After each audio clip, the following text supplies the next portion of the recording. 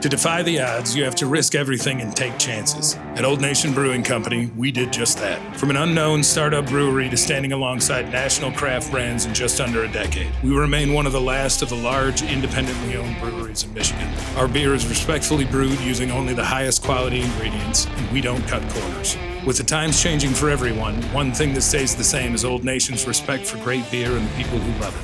We're growing in cans produced and fans made. When you taste our beer, you'll know why. Okay, here's your programming guide. You want Pistons playoff talk? We opened with it, and we're going to get back to it in 45 minutes. No slander. Nope. But unlike the morning show, which I don't know if they were just all hopped up on Viagra or what was going on, we're going to live in reality between 2 and 6. They have to win tonight. This idea you can lose tonight, and they're not winning 4 out of 5 against the Knicks, barring Brunson and Cat getting hurt for the series. Odyssey.com rewind, though. We've tried to we'll discuss it in a real way. 3 o'clock, we got into these Jamison Williams rumors by Albert Breer. Now, I want to play something for you. And I want you to tell me whether this is a captain acting like a captain or this is a captain crying. Because Dylan Larkin had words.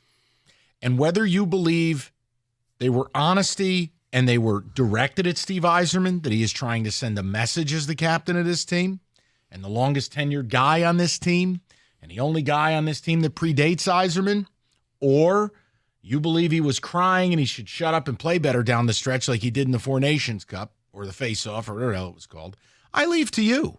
But consider this moment right here. Hockey Elite. The bat signal is up because Dylan Larkin said the following about the trade deadline and what it did to this locker room. David, now, before you or I do anything, all right? Well, hold on now. We got to go right back there to the Bronny man. We got to go to Kenneth W. Cott. While I ask you guys, is that something or nothing? Was that directed at the captain? Or was that just Larkin crying? You tell me. I know what I think, but I'm going to be a gentleman. I want to let the Hockey Elite speak first. 248-539-9797. Kenny? Well, in terms of something or nothing, that's definitely something. Whether you want to call it crybaby or whether you want to call it captain being a captain. Which is it? I think it's a little bit of column A, column B. But if I have to pick, I will pick one. 51-49. Oh, it's Wojo. Or it's you. Or it's you. You're the king of shaking both hands. This feels like a pot and kettle situation here. No, I think it's more captain being a captain. But also, there is a lot of crybaby in that. I will admit that fully. But what have we always bitched about when it came to like guys like Matt Stafford? You're like, be a leader, go and march into somebody's office and Barry start Sanders. Yeah. There is 100%. So what right do we have to be like, oh, he's being a crybaby, I don't like it? I think it's possible for it to be both, but I think it's more of column A of being a leader. Okay, so Stoney, I will go last. I'll be the Italian no-no. Okay. I'll eat last. Okay. The lasagna's cold. What do you make of it? Well, first of all, what do you mean they didn't do anything? They got Peter Mrazek. Okay, in all seriously, I think it's a captain being a captain. It's not as boisterous as you would probably like, and there is a bit of what Kenny said about the crying, but I'm going to go captain because they didn't do anything. And year after year, if you don't do anything, it does, especially when they were in a bad way heading into the deadline. Here's a captain sitting there going, okay, we need a spark. You couldn't get one. You can't start a fire without a spark. I mean, and they had nothing there. They had no fire. And look, Larkin, you want to call him a crybaby, whatever. We later found out, as also, and he wouldn't get into specifics, that after the Four Nations, because he did not play as well, he was playing hurt like a lot of people, but he hasn't said whether he needs surgery or not, in the off season. But still, I think it's good. I agree with Kenny. You want somebody to say, "Yo, what's the deal? This is us." You obviously don't think we're a Stanley Cup contender, rightfully so. But could you at least get us something? I mean, I don't know. There weren't blockbuster guys at the deadline, but there are people you could have got besides Peter Mrazek and Craig Smith, for crying out loud. So here's my take, and maybe this is different. Maybe I'm not answering my own question. When I heard it, I just immediately moved to a space of this whole thing is fugazi. The whole thing. The idea that the captain, Dylan Larkin, don't mind Stoney, he's sipping on his iced coffee in a very loud fashion. The idea that Dylan Larkin would go out and essentially hit Yzerman with a bus, I think that tells you just how effed up this is. Because it would sound like, feels like, seems like. Yzerman's losing some support in that room. Now, again, Yzerman's response to all of this, because he's always up on his platform, he's holier than thou, is probably. But the point is, this whole rebuild thing is stale, it's failing, it's faltering, and the captain had said, it killed this locker room that, Steve, didn't add anything. Right. See, the problem with the way the deadline went down is it was bad enough they didn't do anything.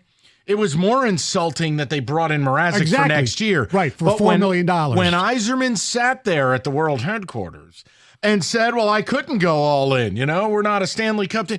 You're conflating two different things. No one said go all in. No one pounded the desk and said, give me Rantanen or give me death. Right. No, you needed to help this room. And he didn't. So I actually give Dylan credit. Yeah. And I've also in the same breath said there should be a conversation this summer of, should Dylan be the captain? Is he the player that when they're ready to win a Stanley Cup, he's your first line center? Those are conversations I'm not qualified to have. But if he's going to step up, I stand with Stoney and Kenny. We want our athletes to hold ownership accountable. Mm-hmm. We want guys who have attained a certain cachet. I like that he said it because you know what? Nobody else in his town will. Right. Nobody else in his town. I'm sorry. Steve Yzerman's done a bad job. It's 6 years in, no playoffs. That's bad. But wait for Pellica. Fine, he got it right in the 7th year. He's done a bad job. Right. His pro scouting, the trades, the free agency acquisitions. They've been horrible. The salary allocations, bad on bad on bad. There's a few good ones in there to brink it. Kane, I think, was a good signing. But overall, Hull, Cup, Comfort. You paid to have Petrie. You paid to have Wallman sent away. And he sits there and says he won't do term. But yet, Kopp had a 5-year deal. The way you make this go away is if you overpay a little bit and bring Marner here. Or that's what you do.